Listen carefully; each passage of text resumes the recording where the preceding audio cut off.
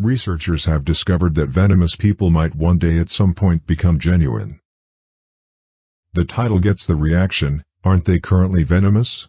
For instance, watching lawmakers talk, one gets the possibility that vindictive reptilians might be in government positions today.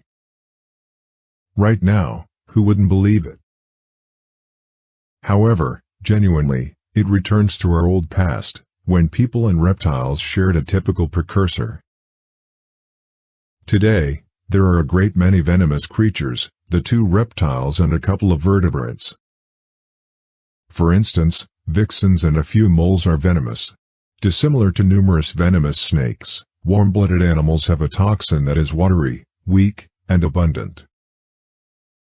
After the researchers concentrated on a huge number of qualities related to toxin creation, they found that similar qualities and actual components were working in spit organs and toxin organs. In this way, while people at present don't emit venomous proteins, in time, we could do as such. Nonetheless, snakes are undeniably more exceptionally advanced in such a manner, with strong toxins utilized sparingly. Indeed, even without toxin, a human nibble is hazardous, as you might have taken it in the most difficult way possible as a kid. The Mayo Center expresses a human nibble might be riskier than a creature chomp because of microbes and infections generally present in our mouths. Frequently, individuals chomped by an individual will require a lockjaw shot. In this way, the need to develop toxins appears to be an excess step. Then again, there are adequate old accounts of human snake half-breeds, and toxin might be gotten from Venus, the Roman goddess of affection. Greek Aphrodite, her charms to stir became inseparable from poison. The Latin least, signifying mystical appeal, intense medication, later turned out to be a dangerous substance, poison. As we as a whole realize well, some may currently be noxious in the speciality of affection. As of late, researchers additionally discovered that people could have the limit concerning hibernation also. In the far-off past, early people most likely rested, as per examination of their fossilized remaining parts. Everything returns to our mammalian heritage. In this manner, Neanderthals once slept close to cave bears to stay away from brutal winters. In any case, that doesn't mean they were especially great at hibernation, as proven by indications of occasional hunger and sickness. Today, specialists can initiate a condition of the slowness while patients go through a medical procedure. Later on, our ability to sleep might make it workable for our species to get away from Earth on lengthy journeys into space.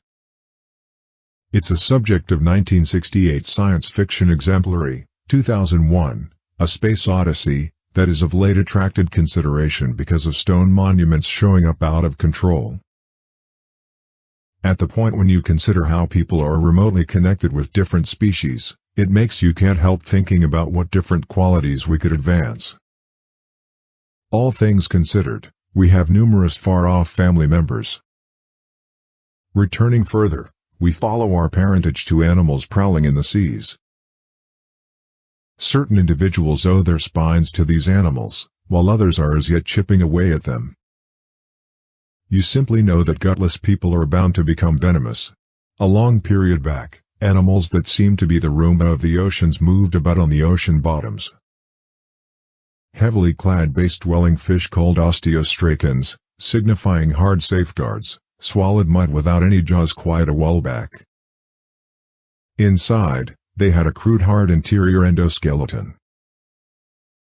On account of those unassuming starting points, researchers think we created bones and vertebrae, serving like batteries of energy that made it conceivable to gracelessly crawl onto land.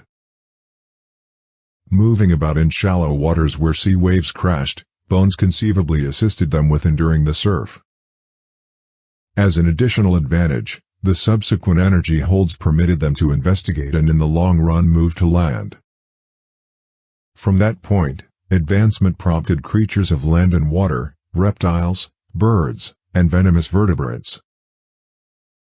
Returning significantly further, You can see a recreation of what might be perhaps our earliest unmistakable precursor, Pikaia clumsy, a terminated little chordate creature from the Center Cambrian time frame, the hour of the old life. It seems to be a coasting eel with a crude harbinger of the spine called a notochord, an adaptable strong pole. The period from a long time back denoted an eruption of developmental changes called the Cambrian blast.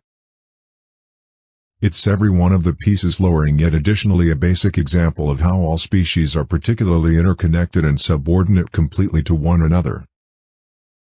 May we realize this example before we advance into venomous people? Well, that's it for today. If you enjoyed the video, please hit the like button. If you have any suggestions, leave them in the comments section. And if you enjoy our content, and never want to miss a video, hit the subscribe button. Thank you for watching.